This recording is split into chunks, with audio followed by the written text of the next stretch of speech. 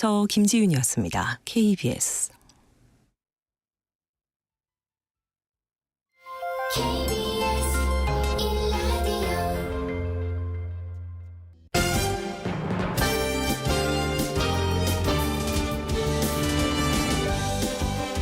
KBS 1라디오 KBS 1라디오 신성원의 오늘 세계는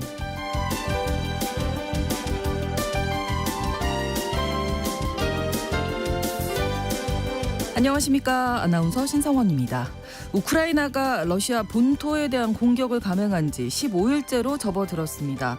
기습을 당한 러시아군이 전열을 정비해 반격을 시작하면서 긴장 수위가 높아지고 있는데요.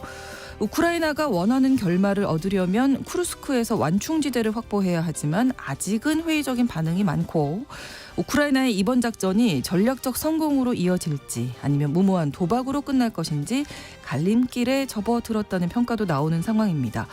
우크라이나가 이번 작전에 승부를 거는 이유가 무엇인지, 러시아는 또 어떻게 대응하고 있는지 잠시 후 글로벌 이슈에서 짚어보겠습니다.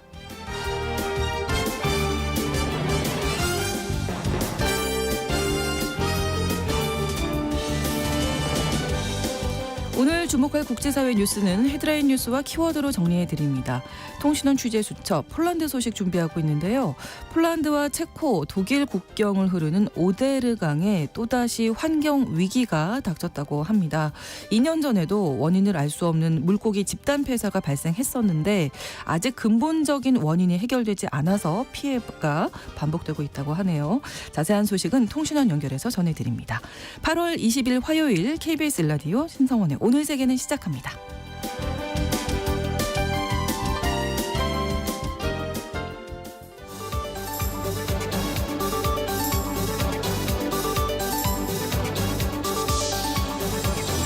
오늘 세계는 헤드라인 뉴스. 우크라이나군이 러시아 본토 쿠르스크에서 세 번째 교량을 파괴하며 보급로 차단에 나섰습니다. 러시아군은 앞서 지난 16일에 첫 번째 다리를, 18일에 두 번째 다리를 공격해서 파괴했는데요. 이 다리는 러시아가 자국군에 무기와 장비를 공급하는 데 이용해온 시설입니다. 다리 붕괴로 러시아군이 이 지역에 병력과 물자를 보급하고 민간인 대피하는 데 차질이 예상됩니다. 이런 가운데 러시아 비상사태부는 크르스크주의 9개 접경 지역에서 12만 1000명 이상의 주민을 대피시켰다고 전했습니다. 트럼프 전 대통령이 전기차에 대한 세액공제 폐지를 검토하겠다고 밝혔습니다.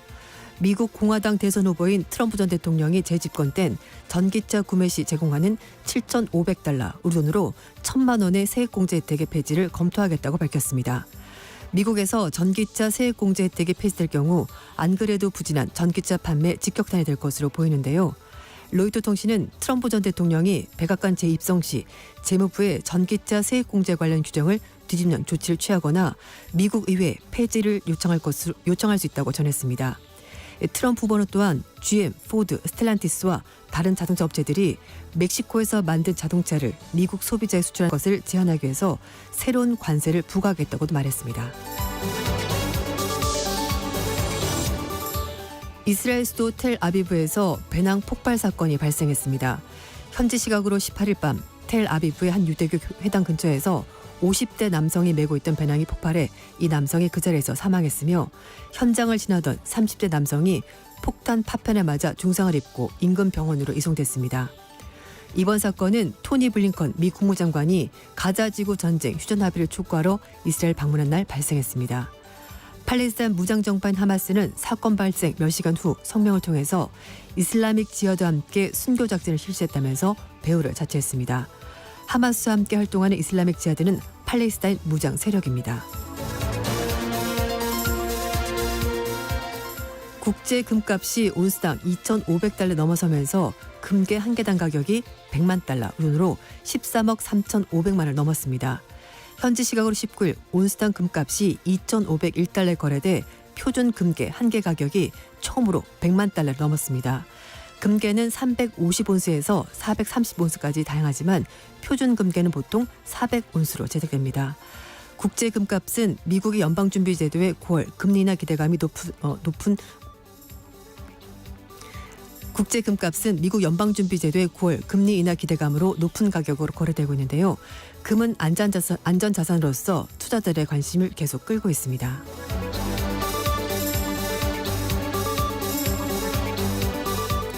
이탈리아 시칠리아 섬 앞바다에서 호아요트가 침몰해 영국의 IT기업 관계자가 실종됐습니다. 호아요트인 베이시아노가 현지 시각 19일 오전 5시쯤 시칠리아 섬 팔레르모 앞바다에서 침몰했는데요. 사고 당시 배 안에는 승객 12명, 승무원 10명을 포함해서 22명이 탑승했고 이 중에서 15명이 구조됐습니다. 이탈리아 구조당국은 구조와 실종자 수색 작업을 여전히 진행 중인데요. 요트는 바닷속에 가라앉아 있습니다. 실종자 중에 마이클 린치 전 오토노미 CEO도 포함되어 있는데요. 린치는 1996년 데이터 분석 소프트웨어 업체인 오토노미를 창업해서 대형 상장 기업을 키워내 한때 영국의 빌 게이츠, 영국의 스티브 잡스를 불렸던 기업인입니다.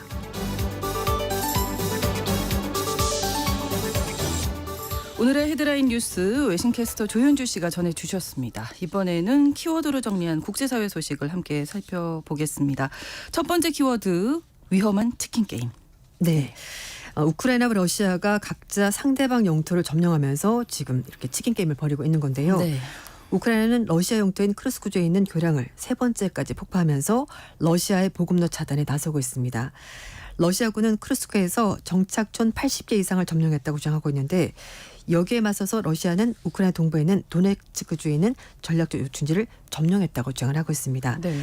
러시아 국방부가 18일 날 도네츠크주에 있는 스비리도 니우카 마을을 통제했다고 밝혔는데요. 이 지역은 우크라이나군의 병참 거점 지역과 15km 떨어지는 최전선에 해당하는 곳입니다. 지금 현재 도네츠크 지역 절반을 점령하고 있는 러시아군이 포크로스크를 장악하면서 우크라이나군의 보급로를 차단할 수 있다고 보고 수개월간 인근 마을을 점령을 하고 있는데요. 이렇게 러시아군이 빠르게 접근하자 주민들에게 대피령까지 내려졌습니다. 자, 일단 지금 전황이 네. 누가 먼저 물러서나 좀 네. 끝까지 가보자 약간 이런 분위기예요. 네, 그렇습니다.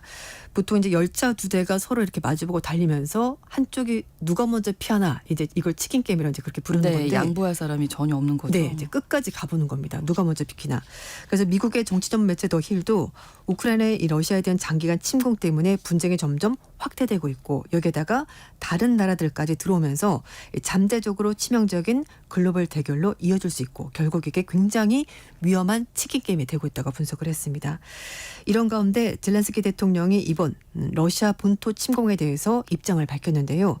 러시아 전쟁의 잠재력을 최대한 파괴하고 최대한 반격 조치를 취하는 것이라면서 목적을 설명을 했습니다.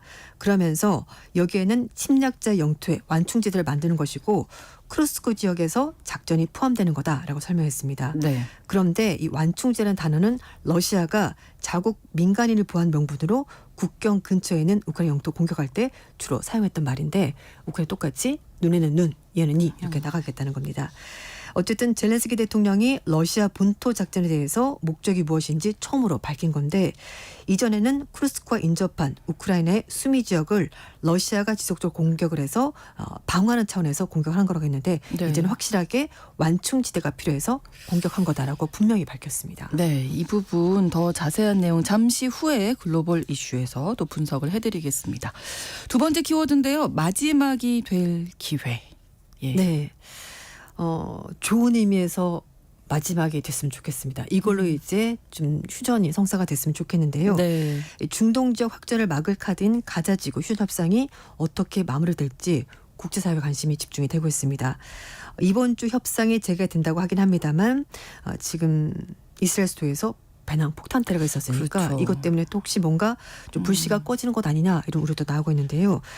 미국을 비롯한 중재국들이 외교적 노력을 계속하고 있고 또 미국에서는 이번 기회를 통해서 좀 잘 되지 않겠는가 장밋빛 전망 내놓고 있는데 하지만 이스라엘과 당사자인 하마스는 입장이 지금 계속 평행선이기 때문에 협상 타결 가능성 그렇게 높지는 않습니다. 15일부터 16일까지 카타르 도하에서 이틀 동안 휴전 협상 있긴 했는데 성과가 아무것도 없었습니다. 그래서 중재국 카타르, 이집트가 협상에 나서고 있고 미국도 적극적으로 나서고 있는데요. 미국이 3단계 휴전안 지금 제시하고 있습니다만 이스라엘과 하마스가 이 제안에 대해서 뭐 조금 입장 변화가 있긴 합니다만 결론 나지 않았습니다. 회담은 21일 날 카이로에서 다시 한번 열린다고 하는데요. 네. 조 바이든 대통령은 협상 완료 목표를 25일까지로 지금 얘기를 하고 있습니다. 네. 일단 그 그 토니 블링컨 미국 국무장관이 이스라엘을 방문했거든요. 네. 네타냐후 총리를 만났는데 이스라엘의 반응 어땠습니까? 일단 이스라엘 측은 회담이 긍정적이고 좋은 분위기에서 진행이 됐다라고 밝혔습니다만 네. 구체적인 내용은 공개되지 않았습니다. 블링컨 장관이 이스라엘을 18일 방문했고요. 19일 날 네타냐후 총리와 3시간 동안 회담을 가졌는데 작년 10월 달 하마스가 전쟁을 시작하고 나서 지금까지 블링컨 장관이 무려 9번째 이스라엘 방문하게 된 겁니다. 네. 이스라엘과 하마스는 조 바이든 대통령이 지난 5월 달에 제시한 3단계 휴전을 토대로 해서 협상을 벌이고 있는데 가자지구 휴전 그리고 이스라엘 인질 팔레스타인 포로 교환 가자지구 재건 방안 이런 것들을 골자로 얘기를 하고 있습니다. 근데 가장 큰 핵심 부분 뭐가 다르냐 이제 서로 이견이 뭐냐 봤더니 네. 휴전 기간과 조건에 대해서 양측이 이견이 있습니다. 이스라엘은 하마스가 휴전 합의에 불이행하면은 즉시 군사행동을 재개하겠다라고 얘기를 하고 있고요. 또 미국이 군사행동을 재개할 권리를 보증을 해줘야 된다라고 주장합니다. 네. 하지만 하마스 측은 일시적인 휴전에 불과하다면서 영구적인 휴전이 아니라면 이거 받아들일 수가 없다라면서 서로 팽팽하게 맞서고 있습니다. 네.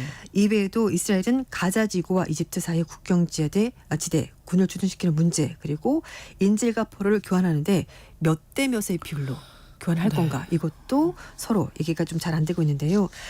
블링컨 장관은 네타냐후 총리 만나고 나서 20일 날 이집트로 이제 이동을 합니다.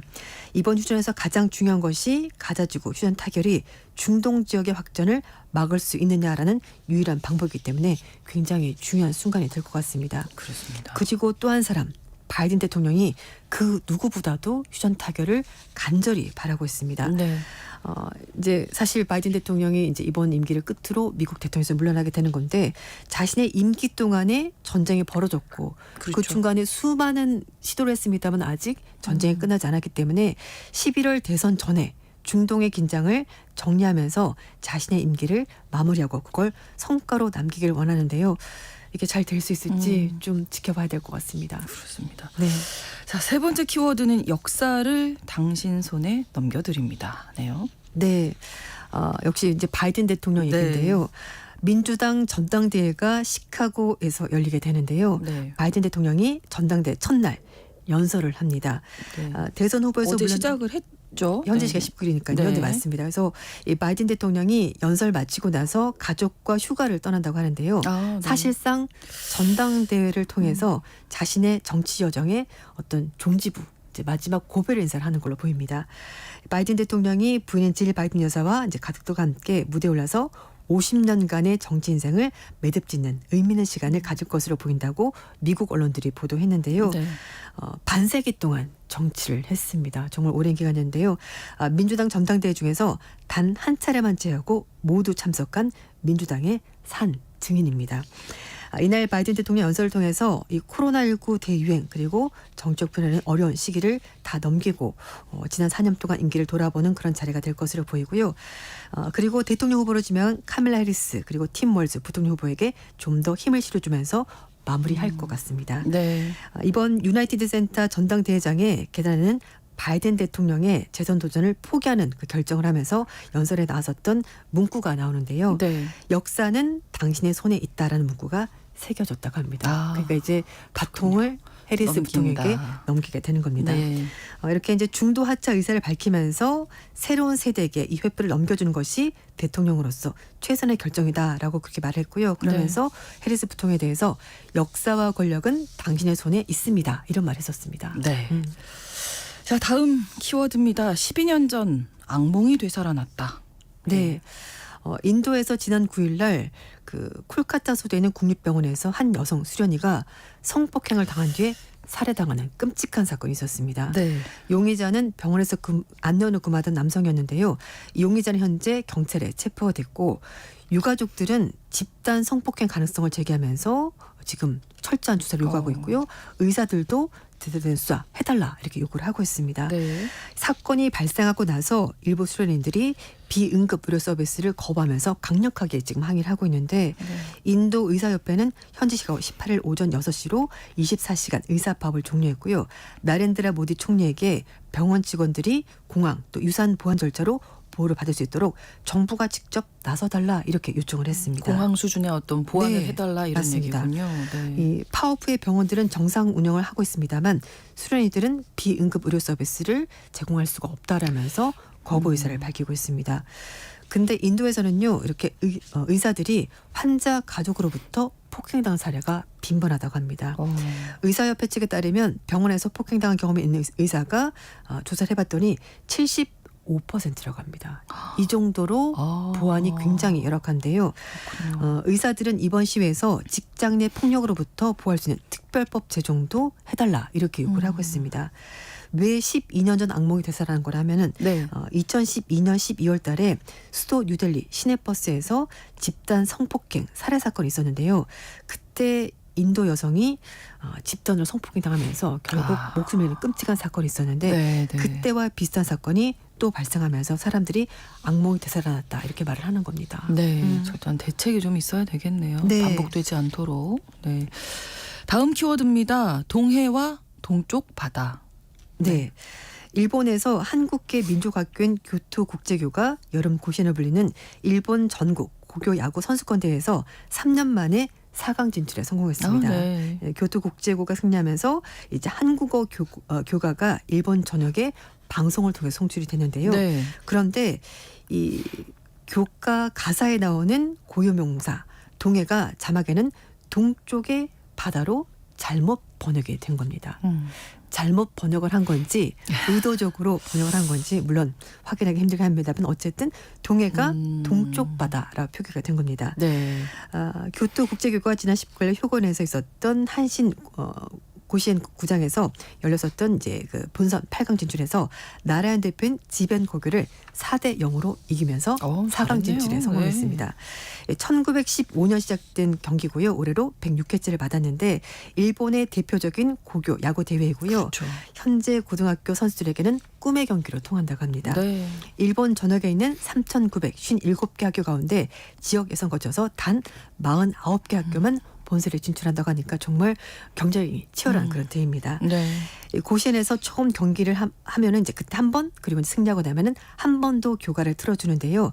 전 경기가 공영방송 NHK 방송 등에서 중계가 됩니다. 네. 그런데 이제 학생들이 교가를 따라 부르면서 옆에 이제 자막이 나오는데 거기에 동해가 아니라 동쪽 바다 바다라고. 이렇게 이제 와. 자막이 나온 건데요. 거기에다가 한국의 학원이란 가사도 한일의 학원으로 이제 다르게 나오면서 원래 뜻과 다르게 송출이 된 겁니다. 이 왜곡된 일본어 교가 자막에 교토 국제고가 이를 제기하기는 좀 어려울 것으로 보이는데요. 그렇군요. 이 한국어 교가가 방송된 데에서 제일 동포사에서는 너무 감동받았다 이런 목소리 있긴 합니다만 네. 이게 또 이제 가사가 잘못 나온 거에 대해서는 또 정식적으로 문제 제기가 좀 힘든 부분이 있고요. 또 네. 하나는 혐한 어떤 분위기가 쏟아지지 않을까 좀 그런 거에 대해서도 약간 우려하는 분위기가 있다고 합니다. 한국어 교가가 나와서. 네, 맞습니다. 그래서 교토국제교는 1963년 개교된 학교이고요. 전교생이 160명밖에 안 됩니다. 한국 정부의 중고교 설립 인가이어서 2003년에 일본 정부의 정식 학교 인가도 받았고요. 4강전은 오늘 21일 날 진행이 된다고 합니다. 네. 교토국제고가 우승. 네, 좋겠습니다. 실력으로 네. 보여줬으면 좋겠습니다. 네, 맞습니다. 네. 자, 그리고 다음 키워드인데요. 이 시대의 새로운 남편상. 어떻게 네. 되나요? 새로운 남편상. 혹시 남편분께서 저희 남편이요? 혹시 네. 아나운서님을 너무 사랑한 나머지 집에 이렇게 동상 하나 내가 세워줄게. 저는 거부합니다. 네, 그렇게 안 해주셨으면 좋겠습니다. 설사 그럴 마음이 있으셨다고 하더라도. 네, 제가 이제 새로운 남편상이 되지 않을까라고 얘기한 건데요. 마크 저커버그 메타 네. CEO가 자신의 아내를 위해서 2.1m 높이의 조각상을 제작해서 화제가 되고 있습니다. 오. 저커버그와 부인의 채는 2012년 결혼해서 세 딸을 두고 있는데요. 네네. 저커버그가 자신의 인스타그램에 2.1m 크기의 아내 조각상을 공개를 하면서 그 옆에 서 있는 이제 아내 사진을 같이 올렸는데 아내의 조각품을 만드는 로마 전통을 기리해서 조각상을 의뢰해서 만든 거다라고 얘기를 했다고 하는데요. 네. 부인도 좋아했습니다.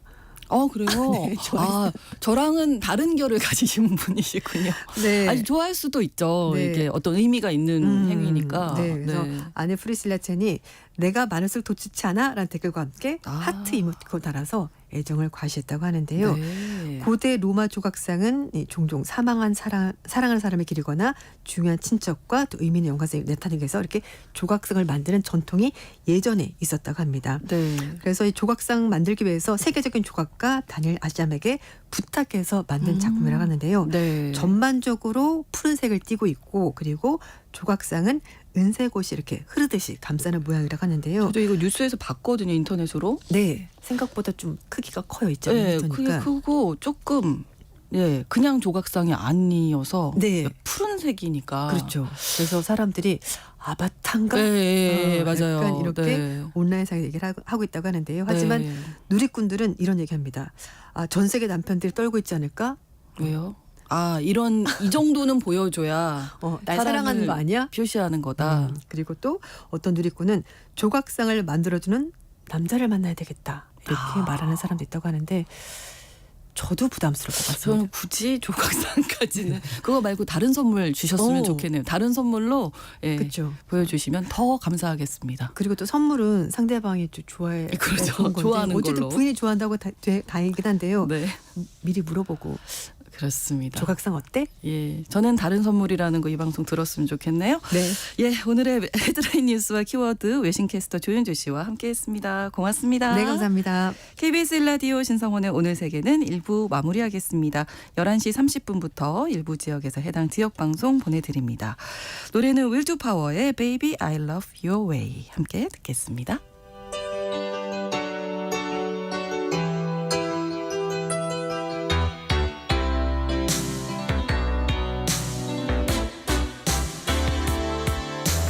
Shadows fall so low before my eyes, and moving across the page. Suddenly, the day turns into night.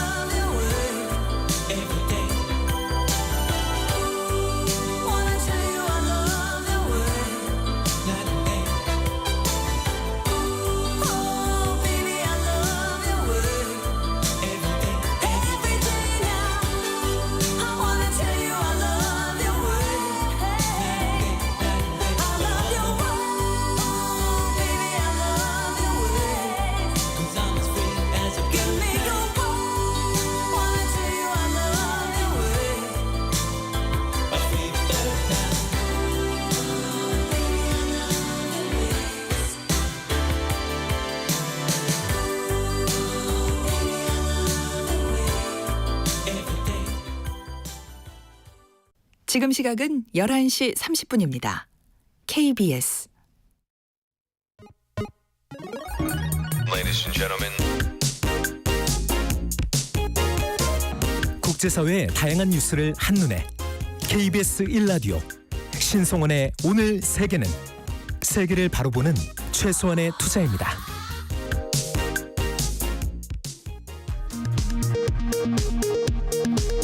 이 시각 라디오 정보센터 뉴스입니다. 정부와 국민의힘은 내년도 온누리 상품권 발행을 5조 5천억 원 규모로 늘리고 사용처도 확대하기로 했습니다. 다자녀 가구 전기차 구매 보조금을 대폭 높이고 전기차 화재 예방을 위한 각종 사업 예산도 반영됩니다. 정부가 다음 달 1일부터 은행권의 수도권 주택담보대출에 대해 스트레스 금리를 1.2%포인트로 상향 적용하기로 했습니다. 최근 집값 상승세를 주도하고 있는 수도권 대출 한도를 다른 지역보다 줄여 급증하는 가계대출을 관리하겠다는 것입니다. 공군은 한미연합연습 을지 자위의 방패와 연계해 어제부터 다영역 임무 수행을 위한 24시간 실비행 훈련을 벌이고 있다고 밝혔습니다. 한미 공군은 닷새 동안 120시간 연속으로 역대 최대 규모인 2,000여 회 출격하며 전시작전 수행 능력을 키울 계획입니다. 북한군 한 명이 오늘 새벽 동부전선 지역 군사 분계선을 넘어와 귀순 의사를 밝혔습니다. 지난 8일 북한 주민 한 명이 한강 하구의 남북 중립수역을 통해 귀순한 지 12일 만입니다. 윤석열 대통령 부인 김건희 여사에게 고가 가방과 화장품 등을 선물한 최재형 목사가 검찰의 수사심의위원회 소집을 요청하기로 했습니다. 앞서 김 여사의 고가 가방 등 수수 의혹을 보도하고 고발한 서울의 소리 백운종 대표의 수사심의위 소집 요청이 신청 자격 문제로 받아들여지지 않은 데 따른 것입니다. 오늘 11월 미국 대선을 앞두고 민주당 대선 후보를 확정하기 위한 전당대회가 현지 시간 19일 막을 올렸습니다. 해리스 부통령은 현지 시각 22일 후보 수락 연설을 할 예정입니다. 민주당은 동맹 중지 기조를 강조한 새 정강 개정안도 공개했습니다. 지금까지 라디오 정보센터 뉴스 정한나였습니다.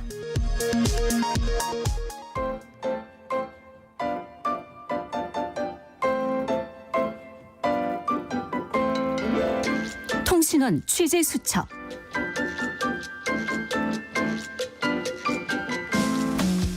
통신원 취재 수첩, 오늘은 폴란드 브로츠와프 연결해 보겠습니다. 박혜림 통신원이 연결되어 있는데요. 안녕하세요. 안녕하십니까. 네, 중부 유럽을 흐르는 주요 하천이죠. 오데르강 환경 위기가 또다시 심각해지고 있다고요? 네, 그렇습니다. 폴란드어로 오드라라고 하는 오데르강은 비스와강과 함께 폴란드의 가장 중요한 하천이자 북쪽으로는 독일과의 국경도 이루는 강인데요. 네. 그런데 이 오데르강의 지류와 주변의 담수 지역에서 올여름 물고기가 집단 폐사하고 있어서 이 때문에 2년 전 있었던 오데르강 환경재해가 반복되는 게 아니냐는 큰 우려가 나오고 있습니다. 네. 오데르강 오염에 대한 문제는 몇 년 전부터 제기되어 왔고 물고기 폐사도 2022년 이후 계속해서 발생하고 있었지만 이달 초부터는 오데르강으로 연결된 글리비체우나와 데르즈노 두쉐 호수에서 수많은 물고기들이 죽고 있어 현재 상황이 심각해 보입니다. 네. 소방관, 군인, 자원봉사자들이 죽은 물고기들을 수거하고 있는데 이게 이미 70분이 넘었습니다. 네. 특히 이 호수는 평소에 많은 주민들이 자연에서 여가를 보내는 곳인데 현장에서 폐사된 물고기를 목격한 사람들은 큰 충격을 받았고 또 호수가 죽어가는 것이 그대로 보여 너무나 안타깝다고 했습니다. 네, 이렇게 폐사 원인에 대해서는 밝혀진 게 있습니까? 예, 폐사의 직접적인 원인은 우리가 아는 녹조와 비슷한 황갈색 조류입니다. 그런데 이 황갈색 조류는 독소인 프림네신을 생산한다고 하는데요. 네. 이 프림네신에 노출된 물고기는 아가미가 손상되고 요멸이 생겨서 죽는다고 알려져 있습니다. 이런 독소를 생성하는 황갈색 조류는 폐수 유입으로 염도가 높은 물에서 잘 발생하는데 한 환경공학자는 오데르강은 마치 매일 대형 트럭 340대가 염료를 강에 쏟아붓고 있는 것과 같을 정도로 그 오염이 심하다고 합니다. 네. 높은 염도로 발생한 한가스 조류 때문에 2022년에도 오데르강의 수백 킬로미터에 이르는 구간에서 추정으로는 약 360톤이 넘는 물고기와 조개류 그리고 다른 여러 동물들이 죽어서 폴란드 역사상 최악의 환경 재해가 닥치기도 했었습니다. 네. 오데르강은 이곳 브로츠와프시 중심을 흐르기도 합니다. 제가 강변에 살고 있는데요. 네. 원래부터 강물이 아주 맑지는 않았지만 2년 전 당시에는 색이 탁한 구간도 많았고 또 카누를 타느라고 강물에 들어갔던 한 이웃은 네. 피부염 증상을 호소하기도 했습니다. 그렇군요. 많이 오염이 돼 있는 상황인데 당국에서는 지금 어떤 대책을 마련하고 있을까요? 네, 당국은 여러 기관과 협조해 대책을 마련하고 있다고 밝혔는데요. 네. 조류 제거와 확산 방지를 위해 지금까지 쓰던 황산 압류능 대신 과산화수소를 살포해서 좀 나은 결과를 기대해 볼 수 있을 거라고 전했습니다. 그런데 한편 이 대책을 두고 일각에서는 생태 환경 개선의 근본적인 해결책이 아닌 임시 방편만을 내놓는 당국에 비판의 목소리를 내고 있습니다. 네. 이 환경보호단체와 전문가들은 산업 폐수, 특히 탄광에서 유출되는 폐수를 강으로 흘려보내지 못하도록 하는 법을 시행하고 또 이를 어기는 업체는 철저히 단속해야 한다고 꾸준히 정부에 촉구해왔는데요. 네. 이들은 2022년 당시 오데르강 생태 파괴의 원인이 염도가 높은 오폐수였다는 게 밝혀진 후에도 이 문제를 해결하기 위해서 정부가 한 일은 아무것도 없기 때문에 이런 재앙이 반복되는 것이라고 당국을 비난했고 그렇죠. 또 이에 많은 사람들이 문제의식을 가지고 이번 소식을 대하고 있습니다. 네, 자연은 뭐 다시 회복하려면 정말 어렵기 때문에 원인은 밝혀졌잖아요. 철저한 근본적인 해결책이 필요하겠습니다. 또 한 가지 소식 준비하셨는데 폴란드가 하계올림픽 유치에 도전한다고요? 예, 그렇습니다. 지난 16일 도널드 투스크 총리는 청소년 체육시설 현대화를 약속하는 자리에서 폴란드가 하계올림픽 유치 경쟁에 뛰어들 것이라 했는데 2040년이나 2044년 올림픽을 겨냥한다고 덧붙였습니다. 네. 폴란드는 오랫동안 큰 국제 이벤트 개최를 꿈꿔왔고 실제로 대회 유치도 했는데요. 지난해는 유러피언 게임, 2012년에는 우크라이나와 함께 유럽 축구 선수권 대회를 개최했습니다. 올림픽은 아직 치른 경험이 없지만 유치를 위한 구체적인 논의는 있었습니다. 네. 나중에 철회되긴 했는데 작년 9월 지난 정부에서도 2036년 하계 올림픽 유치를 선언했었는데요. 네, 네. 이때는 투스크 총리와 수도 바리샤바시의 샤스코프스키 시장이 속한 시민연단당에서 회의적 반응을 보인 바 있어서 이번 발표가 좀 의외라는 말들도 있습니다. 그렇군요. 시민들의 반응은 어떻습니까? 올림픽 유치에 찬성하는 편인가요? 예, 아직 본격적인 여론조사가 없어서 찬반 중 어느 의견이 우세한지 알 수는 없지만요. 네. 시민 인터뷰 기사나 제 주변 사람들의 반응을 보면 현재로서는 총리의 발표에 그렇게 환호를 하고 있지는 않습니다. 반대 입장인 사람들은 주로 엄청난 개최 비용을 반대 이유로 들었는데요. 제 지인도 자기가 총리 지지자이긴 하지만 주택 문제 등 해결할 문제가 이렇게 산더미인데 경제 위기를 심화시킬 수도 있는 올림픽 개최는 신중히 생각해야 한다고 했습니다. 네. 그리고 SNS에서 한 시민은 겉보기에는 멋져서 반대할 사람이 별로 없을 것 같은 이런 이벤트도 국민과의 충분한 논의를 거쳐 진행해야 한다고 말했습니다. 네. 그리고 참고로 말씀드리면 2014년에는 2022년 크라쿠프 동계올림픽 유치에 관한 주민투표가 있었는데 정부의 예상과 다르게 크라쿠프시는 70% 이상이 반대해 유치 도전을 중도에서 포기한 적이 있습니다. 네, 아무리 좋은 계획이라도 시민들이 반대하면 그건 추진하기 어렵겠죠. 네, 오늘 소식 잘 들었습니다. 고맙습니다. 네, 감사합니다. 네, 폴란드 브로츠와프 박혜림 통신원이었습니다.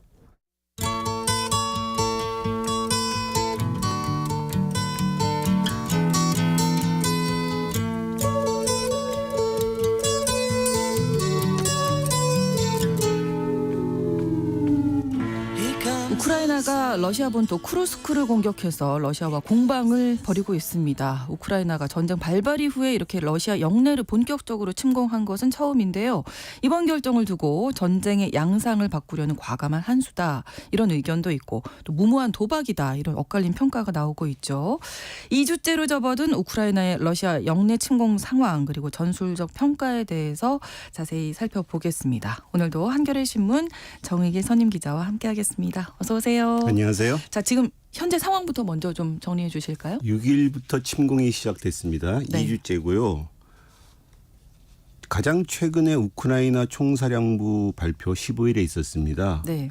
그를 보면은 우크라이나가 러시아 영내 35km까지 진군했고 1,150km 평방미터를 점령했다. 네. 서울 면적이 한 2배 정도 되는 겁니다. 네. 82개 마을, 특히 쿠르스크 중심 도시 수자도 점령했다. 네. 그리고 러시아군 포로 2,000명도 잡았다. 이렇게 주장하고 있습니다. 네. 볼로드미 젤렌스키 우크라이나 대통령은 이번 진공한 지역을 완충지대로 만들겠다는 뜻을 피력했어요. 이게 무슨 말이냐 하면은 점령을 계속 유지하겠다는 뜻입니다. 네. 우크라이나 발표대로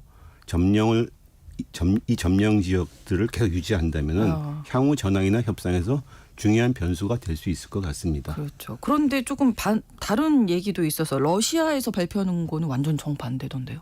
네, 일단 서방의 군사 소식통들도 네. 우크라이나의 점령 지역이나 진군 지역이 좀 과장됐다 이렇게 평가가 해요. 네. 한 점령 지역이나 진군 깊이가 한 절반 정도밖에 안 될 거다. 아. 워싱턴의 전쟁 연구소라고 있어요. 네. 서방 언론들이 이 전쟁 연구소의 자료를 갖고 우크라이나의 전황을 보도합니다. 이 연구소에 따르면은 13일 날 공개한 위성 장신을 보면은 러시아 군이 방어 진지를 국경에서 한 25km 지역 정도에서 구축하고 있습니다. 그러니까 35km 진격했다고 했는데 우크라이나는 약간 좀 우크라이나 쪽이 약간 좀 과장되게 그러네요. 발표한 네네. 거죠. 네. 또 러시아는 19일에 발표한 걸 보면 지금까지 우크라이나의 군을 3,800명 정도 사망시켰다. 탱크 한 540대 등 전투 차량 54대 등 전투 차량 400여 대를 파괴했다. 네. 이 발표에 따르면 우크라이나군 쿠르스크에 침공하고서 매일 한 300명에서 400명 정도가 죽은 겁니다. 네. 어쨌든 간에 우크라이나는 15일 이후로 전황에 대한 구체적인 수치 발표를 좀 안 하고 있고 러시아는 한 13일부터 활발하게 전황에 대한 수치를 발표하고 있어요. 이건 무슨 얘기냐 그러면 우크라이나가 지금 한 일주일 지나고 나서부터 진공이 좀 약간 더디고 강한 저항에 부딪히고 있다는 거고 그렇죠. 러시아는 반격을 활발하게 하고 있다. 뭐 이렇게 그래서 더 발표를 많이 하는 그렇죠. 거겠죠. 네. 약간의 좀 과장된 면이 과장이 있다는 걸 다 가만히서 들어야 됩니다. 그렇군요. 그래도 우크라이나가 어쨌든 러시아 영내 쿠르스크로 진격을 한 것은 반전이다. 전쟁의 양상이 바뀌고 있다.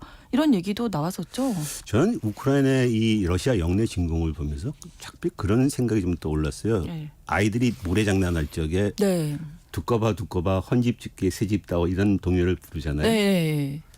왜냐하면 우크라이나가 이번 전쟁에서 올해 들어서 모든 전선에서 계속 밀리니까는 그렇죠.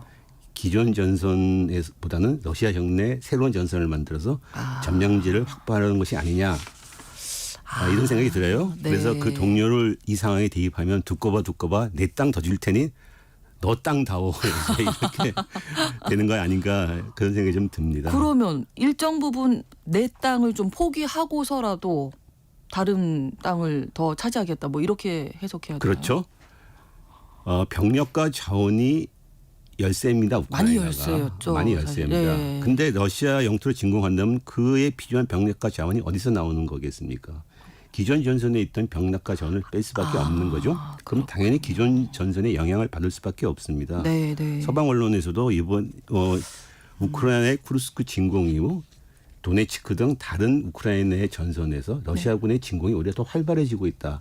이렇게 보도하고 있어요. 그렇군요. 네. 요번에 투입된 병력들이 3개월에 단 1만여 명 나토에서 훈련 받았다고 합니다. 네. 그리고 서방에서 지원한 중장거리 다연장 미사일들 이런 것들 다 쏟아부었습니다. 우크라이나가 가진 주요 자원들을 쿠르스크에 쏟아부은 거죠. 그랬네요. 그 영향이 당연히 있겠죠. 지금 특히나 동부 전선에서 그 포크로우스크라는 곳에서 러시아 군의 공세가 아주 가팔라지고 있습니다. 이 포크로우스크는 도네츠크 지역에서 우크라이나의 중요한 병참 기지이고 보급로가 있는 곳인데 여기에 한 10km까지 러시아군이 진공했고 주민 소개령이 내려졌다고 합니다. 그렇군요. 네. 동부 전선에서는 러시아가 더 진격을 하고 있고 그렇죠. 다른 전선, 우크라이나에 있는 다른 전선 모든 곳에서 러시아군의 진공이 빨라지고 있는 것 같습니다. 그래서 네. 러시아 쪽의 발표긴 하지만은 어저께 발표를 보면은 모든 쿠르스크를 포함한 모든 전에서 우크라이나군이 1,900명이나 죽었다 이런 주장을 했습니다. 네. 뭐 약간 과장됐다고 하더라도 네. 상당한 수치죠. 예. 그렇죠. 그래서 이런 얘기를 합니다. 우크라이나가 결국 기존 전선에서 추가 손실을 감내하고라도 쿠르스크 네. 점령지를 확보하게 된 전략이 아니냐. 예. 그래서 BBC가 이런 평가를 했습니다. 우크라이나의 문제는 러시아군이 여전히 우크라이나에서 진공하고 있다는 거다. 하지만 우크라이나가 러시아 영내 공격에서 철수할 것으로 기대하지는 않는 것이 좋다. 그들은 이제 여기에 전념하고 있다. 네. 그래서 제가 내 땅 더 줄게. 너 땅 다워 이런 예. 표현을 쓴 겁니다. 단시일 내에 끝나기는 어려운 상황이 아닐까 싶은데. 그렇습니다. 근데 어쨌든 우크라이나가 러시아 영토에 진격한 것 그 자체는 좀 큰 성공이 아닌가요? 좀 뭐 자원도 좀 열세에 있는 상황에서. 그렇죠. 뭐 정치적으로 상징적으로 의미는 있죠. 네. 근데 이걸 전략적 전술적으로 본다면 이번 작전이 러시아를 한 번 때리고 철수하는 차원이라면 성공이라고 할 수가 있는데 이젠 그런 단계를 지나가 버렸습니다. 이제는 네, 그렇죠. 성공 여부는 점령을 유지할 수 있느냐 이제 여기에 달려 있는 것 같아요. 네. 진공 초기에 우크라이나가 기습적으로 공격을 했으니까는 성과가 있었지만 이제 러시아군이 병력과 자원을 투입해서 이제 반격을 시작할 겁니다. 이미 한 것 같고요. 네, 네. 우크라이나는 더 많은 병력과 자원으로 대응해야 하고 우크라이나가 이걸 감당할 수 있을지 이제 좀 두고 봐야 될 것 같습니다. 네, 점령을 했지만 그걸 계속해서 유지할 수 있느냐가 관건이다. 그렇죠. 이런 네. 말씀이신 건데 우크라이나도 사실 이런 계획을 세웠을 때 뭐 이런 상황에 대해서는 다 알고 있지 않았을까요? 감내해야 된다. 그럼에도 우리가 공격을 하겠다. 우크라이나는 이번 영내 진공을 통해서 일단 항전 의지를 과시하고 사기를 진작하고 네. 또 서방의 지원 확대를 한 정치적 목적을 노렸습니다. 이번 진공을 서방원에서 대대적으로 보도가 되고 관심을 끌었으니까 일단 성공이라고 할 수가 있죠. 그렇죠. 일단 러시아에 들어간 이상 서방으로서도 무기를 갖다가 더 지원해야 된다는 이제 강요를 받을 수밖에 원래는 없는 거죠. 본토 공격할 때는 무기 네. 지원이 안 된다고 안 했는데 됐는데 이미 들어가 버렸어요. 버렸어요. 네. 그리고 또 받은 무기를 쓰고 있는 거고 이미 그렇죠. 기정사실화한 네네. 거죠. 그런 그리고 의미는 무엇보다도 전략적으로는 네. 미국 대선 이후 예상되는 휴전이 평화협상에 대비해서 러시아 영토를 점령해서 레버리지를 확보하겠다. 네, 이게 네. 제일 큰 것 같습니다. 네. 현재 우크라이나는 크림반도까지 포함한 모든 러시아의 점령지를 반환해야 된다고 주장하고 있고 러시아는 자기들이 이미 점령한 동남부 사계주를 우리 영토로 인정해야 된다. 그래야지 평화협상할 수 있다고 얘기합니다. 그런데 종전협상에서 이제 우크라이나가 이번에 진공한 러시아 영토를 계속 점령할 수가 있다면은 그렇죠. 러시아 양보를 끌어낼 수가 있을 가능성이 있죠. 네, 네, 네. 이 때문에 우크라이나는 기존 전선에서 위험을 무릅쓰고 러시아 영내전을 펼친다고 봐야 할 것 같습니다. 네. 우크라이나는 뭐 아니면 도 이판사판 약간 이런 네. 느낌도 좀 들기도 합니다. 이거밖에 없다. 이제 마지막까지 왔다. 이 전략인 거군요. 네. 그럼 이 작전이 좀 우크라이나 입장에서 성공할 가능성은 어느 정도로 보이시는지 만약에 실패를 한다면 우크라이나가 치러야 할 대가는 어느 정도일까요? 우크라이나가 점령 유지를 이제 전략으로 선택한 이상 네. 그 성공이나 실패를 판단하는 데는 시간이 좀 걸릴 것 같습니다. 왜냐하면은 러시아가 이번 전쟁에서 임하는 전략이라는 게 기본적으로 소모전입니다. 네. 러시아는 전선에서 이 빠른 진공도 중요하나 네. 상대방 우크라이나의 병력과 자원을 소모시키는 데 주력하는 소모전을 펼쳐왔습니다. 그렇죠. 이는 러시아의 전통적 군사 교리이기도 합니다. 옛날에 나폴레옹이 히틀러가 쳐들어왔을 때 이런 방식으로 대응을 한 거죠. 그렇군요. 전선에서 공방을 통해서 적의 병력과 자원을 완전히 소모시킨 뒤에 압도적인 패배를 가하겠다. 뭐 이런 재기불능 상태로 만들어 놓은 다음에 이제 공격하겠다. 이런 전략입니다. 우크라이나가 병력, 자원 다 소모하도록 지금 기다리고 있는 거군요. 어떻게 그렇죠. 보면.